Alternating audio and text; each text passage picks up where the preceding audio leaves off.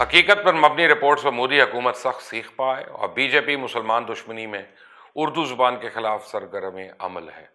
مندر سے پانی پینے پہ مسلمان لڑکا لہو لہان، 19 سال بعد سکھ کسان بہت بڑا کام کرنے کے درپے ہیں۔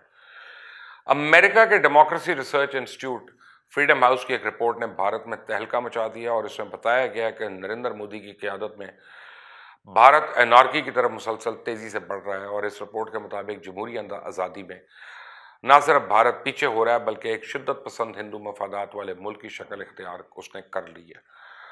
مسلمان، سکھ اور مسیحیوں پر بے معنی تشدد، صحافیوں کو دھمکیاں اور استحصال کے واقعات کے علاوہ عدالتی معاملات میں مداخلت کے واقعات میں مزید شدت آ گئی ہے۔ فریڈم ہاؤس نے جمہوری ملک کے طور پہ بھارت کی رینکنگ کم کرتے ہوئے اسے آزاد سے جزوی آزاد کی فہرست میں رکھ دیا، اور ساتھ ہی یہ اندیشہ بھی ظاہر کیا ہے کہ نریندر مودی کی قیادت میں بھارت انارکی کی طرف بڑھ رہا ہے۔ اب تو راہل گاندھی بھی ٹویٹس کر کے مان گئے کہ بھارت جمہوری ملک نہیں رہا۔ مودی کی حکومت عموماً اپنے ناقدین کو خاموش کرانے کے لیے بغاوت اور انسداد دہشت گردی جیسے قوانین کا استعمال بے دریغ کرتی ہے، اور مثال کے طور پہ جب سے بی جے پی اقتدار میں آئی اس وقت سے 60,000 افراد کے خلاف بغاوت کے مقدمے درج ہو چکے ہیں۔ دراصل مودی حکومت بغاوت کے قانون کو بطور ہتھیار استعمال کر رہی ہے، اور اس سے پہلے عالمی تنظیم یونیورسل ہیومن رائٹس کونسل نے بھی ایسا ہی کہا تھا، بلکہ دنیا کی تقریباً تمام عالمی انسانی حقوق کے اداروں نے سب سے بڑی جمہوریت کے نام نہاد دعوے دار بھارت کے سیکولرزم کو بے نقاب کیا ہوا ہے، لیکن جو عالمی حکومتیں ہیں ابھی تک وہ چپ ہیں۔ آپ دیکھیں، ہندوؤں کی دھمکی کے بعد ممبئی میں قائم قدیم کراچی بیکری کو بند کر دیا گیا۔ بیکری کے مالک نے اس حوالے سے قانون کی مدد لینا چاہی، اس کے ساتھ کوئی تعاون نہیں کیا گیا۔ اور دوسری جانب کسان اب بھی بیٹھے ہوئے ہیں۔ تحریک روز بروز بڑھ رہی ہے لیکن خبروں سے غائب ہے۔ اب کسانوں نے ریاستی الیکشن میں مودی کا گھمنڈ توڑنے کے لیے مختلف ریاستوں کے دورے بھی شروع کر دیے ہیں۔ کاشتکاروں نے بھارتی پارلیمنٹ کے باہر منڈی لگانے کا اعلان کیا، اور ساتھ ہی دہلی کے ارد گرد بارڈرز پہ مظاہرین نے مستقل گھر بنانا شروع کر دیے، یعنی کسانوں کے ارادے بھی پکے اور اب مکان بھی پکے۔ کسان رہنما یوگیندر یادو نے اعلان کیا کہ اب کسان تحریک نے بھارتیہ جنتا پارٹی پہ ووٹ کی چوٹ لگانے کا پروگرام بنایا، اور ریاست مغربی بنگال کے مختلف علاقوں میں 12 مارچ سے کسانوں کی جانب سے مختلف ریلیز اور پروگرامز کا سلسلہ شروع ہو گیا۔ اور دوسری جانب ملک بھر کی سبھی چھوٹی بڑی کسان تنظیموں نے 26 مارچ کو بھارت بند میں بھرپور شرکت کا اعلان کیا۔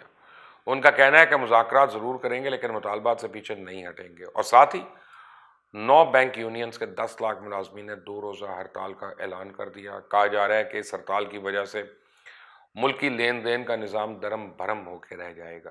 تو بی جے پی انتہا پسند ہندو کی جانب سے مسلمان نوجوان لڑکوں کو مندر سے پانی پینے کی پرداش میں بے معنی طور پہ تشدد کا نشانہ بنایا گیا۔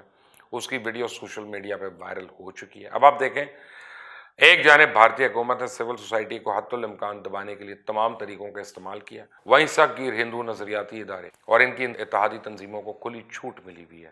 اور ابھی حال ہی میں بھارت میں 19 سال بعد دہشت گردی کے جھوٹے مقدمے میں 127 مسلمانوں کو بری کیا گیا، اور ان 127 مسلمانوں کو ریاست گجرات میں مسلم تعلیم سے متعلق ایک سیمینار میں شرکت کے دوران گرفتار کیا گیا تھا۔ پولیس نے ان پہ کالعدم جماعت، students Islamic movement of India سے تعلق رکھنے اور دہشت گردی کے منصوبہ بندی کے لیے اسلحہ و بارود جمع کرنے کا الزام عائد کیا۔ تاہم پولیس 19 برس میں ایک بھی ثبوت نہیں دے سکی یا گواہ عدالت میں پیش نہیں کر سکی۔ ان تمام واقعات میں تیزی اس وقت آئی جب 2014 میں نریندر مودی کی قیادت میں بی جے پی حکومت نے بھارت کی بھاگ دوڑ سنبھالی۔ Democracy research institute freedom house نے اپنی رپورٹ میں کرونا بحران کے دوران بغیر کسی تیاری کے نافذ کیے گئے لاک ڈاؤن پر بھی تنقید کی، اور لکھا کہ لاک ڈاؤن کے سبب لاکھوں مزدوروں اور محنت کشوں کو نہ صرف روزگار سے محروم ہونا پڑا بلکہ ان کو سینکڑوں میل پیدل چل کر اپنے گھروں تک جانا پڑا۔ ہندوتوا پسند قوم پرستوں نے کرونا انفیکشن کے لیے غلط طریقے سے مسلمانوں کو قربانی کا بکرا بنایا، اور اس کے نتیجے میں مسلمانوں کو شدید ذہنی اور جسمانی اذیت کا سامنا کرنا پڑا۔ اگر آپ بھارت میں رہنے والے مسلمانوں کی بات کریں تو ان کو پاکستان چلے جانے کی دھمکیاں، گائے کے گوشت کی آڑ میں تشدد، لو جہاد، سی اے اے اور این آر سی جیسے قوانین کے ذریعے مسلمانوں کو خوفزدہ کرنے، جس میں ان پہ عدم تحفظ کا احساس پیدا ہو۔ حد تو یہ ہے کہ اگر مسلمانوں نے تعلیم کے شعبے میں آگے جانے کی کوشش کی تو اسے یو پی ایس سی سے جہاد کا نام دیا جاتا ہے۔ مسلمانوں کو معاشی بدحالی کا شکار کرنے کے لیے انہوں نے تجارت میں کمزور کرنے کے حربے اختیار کیے جاتے ہیں۔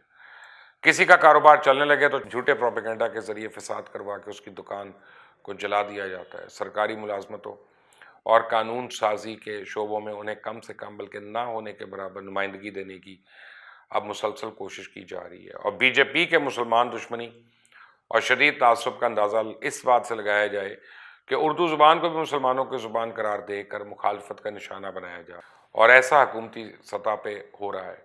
حالانکہ بھارتی آئین میں 14 زبانیں جو ہیں ان کو مساوی قرار دیا گیا اور ان میں اردو شامل ہے۔ حالانکہ اردو صرف مسلمانوں کی نہیں، کروڑوں ہندوؤں کی بھی زبان ہے، جبکہ بہت سے علاقوں میں سنسکرت کے الفاظ کی آمیزش کے ساتھ اردو بولی جاتی ہے، اور بھارت میں اردو فلمیں بھی کمائی کا بہت بڑا ذریعہ ہیں۔ اور اس کے باوجود اردو سے شرمناک تعصب اسے سمجھ سکتے ہیں نا۔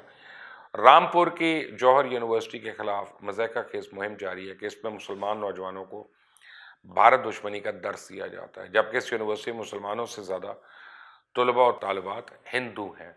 اور اس وقت خواجہ معین الدین چشتی یونیورسٹی اور لینگویجز کے لوگوں سے اردو کے الفاظ ہٹا دیے گئے ہیں۔ مقامی گورنر اور چانسلر تقسیم اسناد تقریب میں آئے تو نائب وزیر اعلیٰ ڈاکٹر ونیش شرما کو ہدایت دی کہ خواجہ معین الدین چشتی اردو فارسی عربی یونیورسٹی سے اردو فارسی اور عربی کے الفاظ ہٹا دیے جائیں، کیونکہ اس کی اب کوئی ضرورت نہیں۔ جمہوری آزادی میں نہ صرف بھارت پیچھے ہو رہا ہے بلکہ بھارت نے جمہوریت کے راستے پہ چلنے کی بجائے ایک شدت پسند ہندو مفادات والے ملک کی شکل اختیار کر لی ہے۔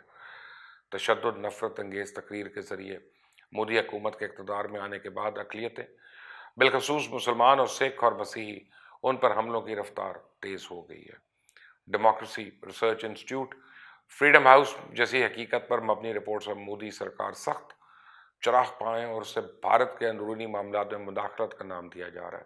بھارتی انتہا پسند تو حکومت سے مطالبہ کر رہے ہیں کہ مودی امریکی حکومت سے اس سلسلے میں احتجاج کرے، لیکن مودی حکومت امریکہ سے احتجاج کیسے کر سکتی ہے؟ وہ تو صرف کمزور کو ہی دبا سکتی ہے، طاقتور کے آگے تو مودی لیٹ جاتا ہے، جیسے ہم نے چائنا میں کے ساتھ لداخ والے واقعے میں دیکھا۔ اس کیس میں تمام عالمی ادارے، انسانی حقوق کی تنظیمیں اور صورتحال پر احتجاج بھی کر رہی ہیں، لیکن بھارت کی کان پہ جون تک نہیں رہی۔ بھارت میں پوری پلاننگ سے اقلیتوں پہ زمین اور زندگی تنگ کی جا رہی ہے، سب کچھ دنیا دیکھ رہی ہے، خاموش ہے۔ بھارت کے خلاف کوئی ایکشن نہیں لیا جا۔ مسلمان اور کشمیریوں کے قتل عام کے باوجود بھارت کو دہشت گرد قرار ابھی تک نہیں دیا گیا۔ لگتا ہے کہ دنیا اس حوالے سے کسی بڑے سانحے کے انتظار میں ہے۔ ایسا کچھ ہونے سے بہتر ہے کہ اقوام متحدہ پہلے ہی بھارت کو دہشت گرد ملک قرار دے کر اس کے خلاف ایکشن لے تاکہ کسی بڑے سانحے کو رونما ہونے سے روکا جا سکے۔